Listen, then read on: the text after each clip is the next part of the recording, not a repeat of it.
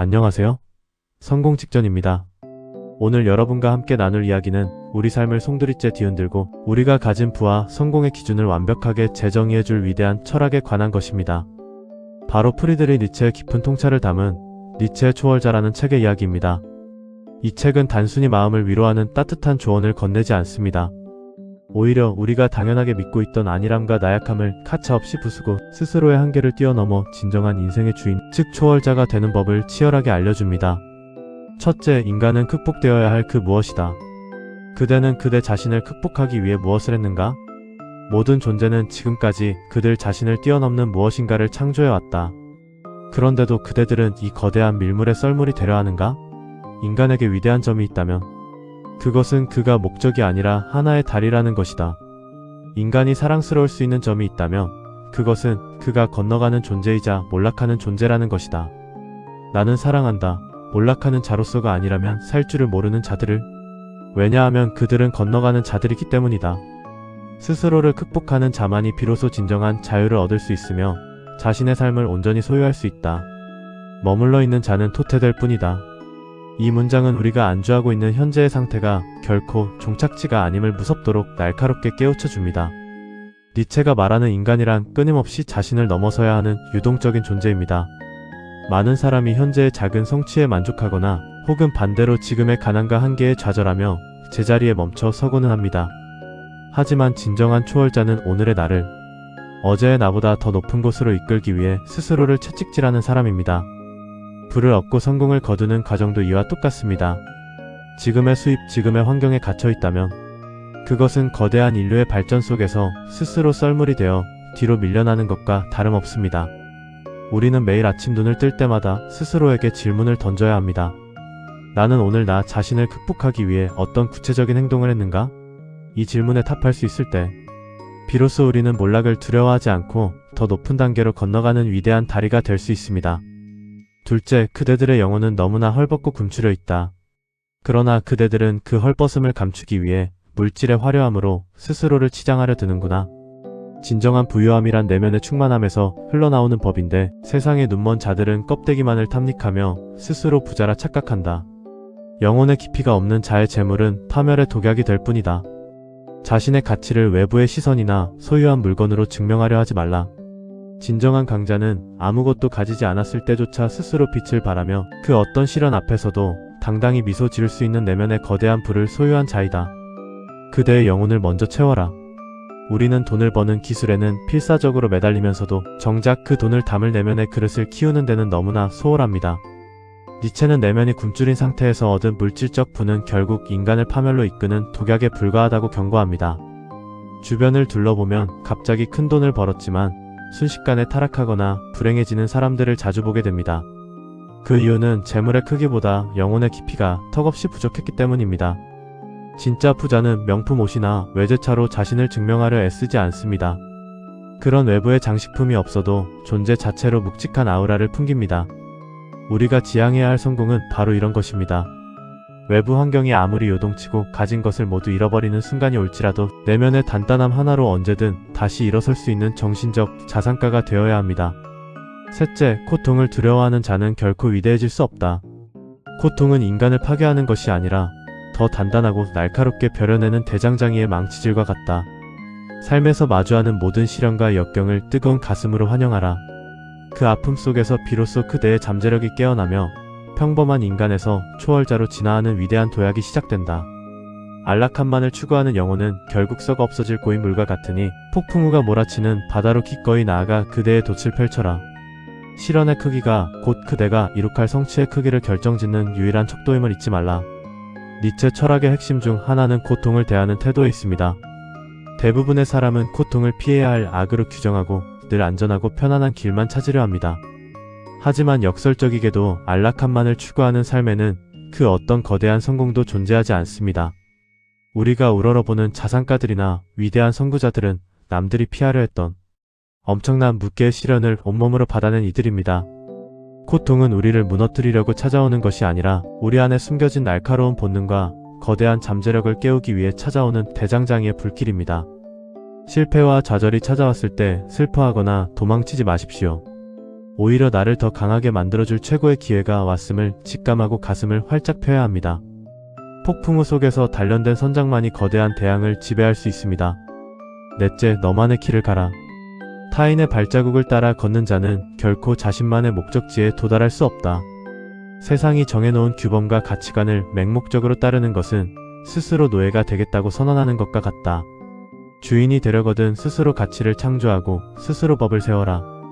대중의 비난과 비웃음을 두려워하지 말라. 사자는 양들의 속삭임에 귀를 기울이지 않는 법이다.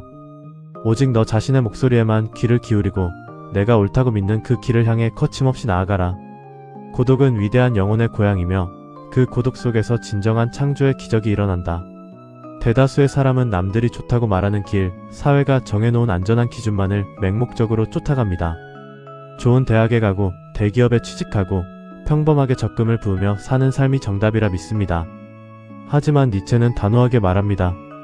타인의 발자국만 따라가서는 결코 세상의 주인이 될 수 없으며 그것은 정신적 노예의 삶일 뿐이라고 말입니다. 자본주의 사회에서 막대한 부를 거머쥔 사람들은 언제나 대중과 반대로 생각하고 행동했던 이단아들이었습니다. 대중이 두려워할 때 기회를 보았고 대중이 비웃을 때 자신만의 가치를 묵묵히 창조해냈습니다. 남들의 평가나 비난에 흔들리지 않는 사자의 심장을 가져야 합니다. 철저한 고독 속에서 나만의 비즈니스, 나만의 철학을 구축할 때 비로소 우리는 대체 불가능한 독점적 존재가 될 수 있습니다. 다섯째, 과거에 얽매여 오늘을 낭비하지 말라. 이미 지나간 실패와 후회는 그대의 발목을 잡는 무거운 모래주머니일 뿐이다. 어제의 실수를 비탄해야 하는 시간에 오늘을 창조할 벽돌 한 장을 더 쌓아 올려라. 초월자는 과거를 돌아보며 눈물 흘리지 않으며 미래의 막연한 두려움에 떨지 않는다. 오직 지금 이 순간 내가 발을 딛고 서 있는 바로 여기에서 너의 모든 에너지를 불태워라.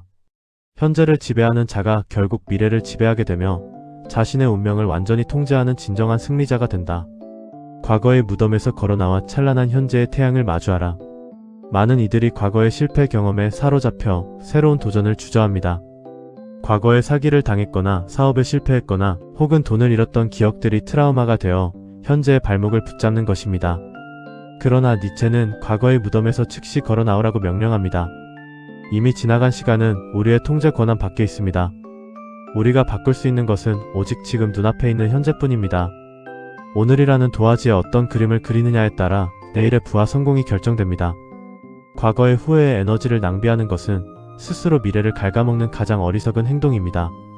지나간 일은 깨끗하게 잊어버리거나 철저한 교훈으로만 남겨두고 지금 이 순간에 여러분이 가진 모든 열정과 집중력을 폭발시켜야 합니다. 여섯째, 내 운명을 사랑하라. 내 삶에 찾아오는 모든 순간, 그것이 기쁨이든 슬픔이든 성공이든 실패든 간에 온전히 받아들이고 사랑하라. 이것이 바로 아모르파티의 정신이다. 운명을 거부하고 원망하는 자는 평생 환경의 노예로 살아가지만 운명을 기꺼이 껴안는 자는 그 운명마저도 자신의 성장을 위한 최고의 걸음으로 바꾸어 놓는다. 내가 처한 비참한 현실조차도 위대한 드라마의 서막으로 바꿀 수 있는 강력한 의지를 가져라. 내 삶의 모든 순간을 찬란한 예술작품으로 승화시키는 것은 오직 너 자신의 선택에 달려있다. 아모르파티, 즉 운명에는 니체 철학의 정수입니다. 우리는 일이 잘 풀릴 때는 삶을 사랑하지만 감당하기 힘든 시련이 오면 세상과 환경을 원망하곤 합니다. 왜 나에게만 이런 불행이 찾아왔을까 하며 신세를 한탄합니다. 하지만 초월자는 자신의 삶에 다가오는 모든 파도를 거부하지 않고 그대로 타버립니다. 가난한 집안에서 태어났든 학벌이 부족하든 지금 당장 빚이 가득하든 간에 그 잔인한 현실마저도 내 인생이라는 위대한 서사의 멋진 시작점이라고 선언하는 것입니다. 현실을 원망하는 데 쓰는 에너지를 현실을 타개하는 원동력으로 전환하십시오. 나의 불행한 과거와 힘겨운 현재까지도 열렬히 사랑할 때 우리는 비로소 환경을 지배하는 초월적인 창조주가 될 수 있습니다. 일곱째, 정신은 어떻게 낙타가 되고 낙타는 사자가 되며 마침내 사자는 어린아이가 되는가? 낙타는 시장에 무거운 짐을 지고 사막을 묵묵히 걷는 순종적인 존재다. 그러나 그 의무의 사막 한가운데서 정신은 사자로 변한다. 사자는 거대한 용에게 너는 해야 한다라고 말하지만 사자는 나는 원한다라고 맞선다. 하지만 사자조차도 하지 못하는 일을 어린아이가 해낸다. 어린아이는 순진무구함이며 망각이고 새로운 시작이자 하나의 놀이이며 스스로 구르는 바퀴이자 최초의 운동이며 신성한 긍정이다. 창조의 놀이를 위해서는 신성한 긍정이 필요하다. 니체는 인간 정신의 발전 단계를 세 가지 동물에 비유했습니다. 첫 단계인 낙타는 사회가 강요하는 의무의 짐을 군말 없이 짊어지고 가는 노예의 삶입니다. 남들이 시키는 대로 일하고 적은 월급에 만족하며 사는 평범한 직장인의 모습과 닮아 있습니다. 여기서 한 단계 깨어나면 기존의 규칙에 저항하고 자유를 외치는 사자가 됩니다. 사자는 부조리한 현실에 분노하며 나만의 주권을 찾으려 애씁니다. 하지만 진정한 최종 단계는 바로 어린아이입니다. 어린아이는 과거의 상처를 쉽게 잊고 매 순간을 순수한 놀이처럼 즐기며 아무런 편견 없이 새로운 가치를 창조해냅니다. 우리가 도달해야 할 최고의 부의 단계도 이와 같습니다. 돈을 버는 행위 자체가 의무나 생존을 위한 투쟁이 아니라 순수한 창조의 놀이가 되어야 합니다. 어린아이처럼 몰입하고 즐길 때 엄청난 부는 자연스럽게 따라오는 부수적인 결과물이 될 것입니다. 여덟째, 안일한 자들의 천국을 경멸하라. 그들은 위험이 없는 삶, 갈등이 없는 삶, 그저 따뜻한 방 안에서 배를 불리는 삶을 최고의 행복이라 말한다. 그러나 그것은 인간의 정신을 퇴화시키는 가장 추악한 수렁이다. 위험하게 살아라. 베수비오 화산의 비탈에 너의 도시를 건설하라. 지도가 없는 미지의 바다로 너의 배를 저어가라. 안전함이라는 감옥에 갇혀 내 영혼의 날개를 꺾지 말라. 진정한 살아있음이란 폭풍의 한가운데서 거친 숨을 몰아쉬며 나의 존재를 온몸으로 증명하는 그 순간에 존재한다. 수많은 책과 강연들이 우리에게 리스크를 피하고 안전한 자산을 찾아 숨으라고 조언합니다. 하지만 니체는 그러한 안일함을 가장 강하게 경멸합니다. 위험이 전혀 없는 삶은 살아있는 것이 아니라 서서히 죽어가는 것과 같습니다. 화산의 비탈길에 도시를 건설하라는 니체의 말은 리스크를 기꺼이 감수하고 짜릿한 도전의 연속 속으로 자신을 내던지라는 강력한 메시지입니다. 사업을 시작하고 새로운 시장을 개척하는 일은 언제나 위험을 동반합니다. 하지만 그 위험을 감수하는 대가로 우리는 엄청난 부와 독점적인 권리를 얻게 됩니다. 안전한 직장, 안전한 투자처라는 달콤한 감옥에서 과감히 탈출하십시오. 리스크를 두려워하지 않고 미지의 세계로 돛을 올리는 자만이 신대륙의 주인이 될 수 있습니다. 아홉째, 시장의 우상들을 파괴하라. 군중이 한 목소리로 칭송하는 가치들을 의심하고 그들이 만들어 놓은 허상을 과감히 부수어버려라.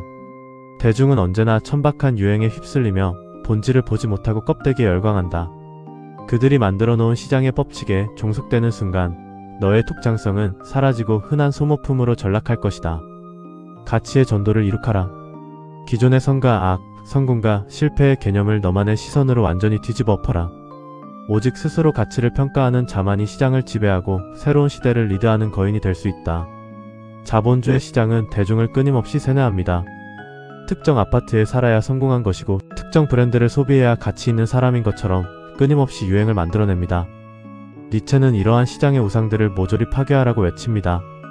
대중의 유행을 무비판적으로 따라가다 보면 결국 그들의 지갑을 채워주는 소비자의 역할에 머무를 뿐입니다. 공급자가 되고 자산가가 되기 위해서는 시장의 법칙에 종속되는 것이 아니라 시장의 가치를 뒤흔드는 파괴자가 되어야 합니다. 기존의 상식을 뒤엎는 완전히 새로운 서비스나 제품을 세상에 선보여 가치의 전도를 이룩해야 합니다. 군중의 유행에서 한 걸음 물러나 본질을 꿰뚫어보는 차가운 이성을 유지하십시오. 열째, 너 자신을 채찍질하는 군주가 되어라. 스스로에게 엄격하지 못한 자는 결국 타인의 엄격한 통제를 받으며 노예처럼 살아가게 된다. 내면의 게으름과 나태함이라는 적을 가장 먼저 단두대에 세워라. 매일 밤 너 자신의 행동을 냉정하게 심판하고 매일 아침 너 자신에게 엄한 명령을 내리는 치열한 규율의 삶을 살아라. 규율은 너의 자유를 구속하는 쇠사슬이 아니라 너를 더 높은 곳으로 날아오르게 만드는 가장 강력한 날개다. 스스로를 완벽하게 통제할 수 있는 자만이 세상의 모든 재물과 기회를 자신의 뜻대로 움직이는 진정한 지배자가 될 수 있다. 성공과 부를 향한 여정에서 가장 큰 적은 외부에 있지 않습니다. 바로 우리 마음속에 매일같이 자라나는 게으름, 나태함, 그리고 내일로 미루고자 하는 타협의 목소리입니다. 니체는 스스로에게 엄격한 군주가 되지 않으면 결국 평생 남이 짜놓은 규율 속에서 남의 명령을 들으며 살아가야 하는 노예가 될 것이라 경고합니다. 진정한 자유는 아무렇게나 방종하게 사는 것이 아닙니다. 스스로 세운 철저한 규칙과 규율을 단 한치의 오차도 없이 지켜내는 강력한 자제력에서 나옵니다. 매일의 루틴을 지키고 공부를 게을리하지 않으며 스스로의 한계를 시험하는 치열한 자아 통제가 있을 때 비로소 세상도 우리의 명령에 복종하게 됩니다. 지금까지 니체의 초월자 속에 담긴 거대하고 날카로운 통찰의 문장들을 함께 읽고 깊이 있게 해석해보았습니다. 가슴이 뜨거워지면서도 한편으로는 내 안의 나태함이 부끄러워지는 순간이었을 테라 생각합니다. 하지만 철학은 단순히 머리로 이해하고 감동하는 데서 끝나면 아무런 의미가 없습니다. 니체의 사상을 우리의 현실, 특히 부와 성공의 영역으로 가져와 완전히 새롭고 파괴적인 행동으로 옮겨야만 진정한 가치가 빛을 발합니다. 이제부터 여러분이 삶에서 즉각적으로 실천할 수 있는 아주 색다르고 강력한 실행 방안 10가지를 구체적으로 제시해드리겠습니다. 첫째, 의도적인 결핍의 날을 지정하여 육체와 정신의 야성을 강제로 깨워야 합니다. 일주일에 단 하루는 가장 미니멀하고 거친 환경을 스스로에게 부여하는 것입니다.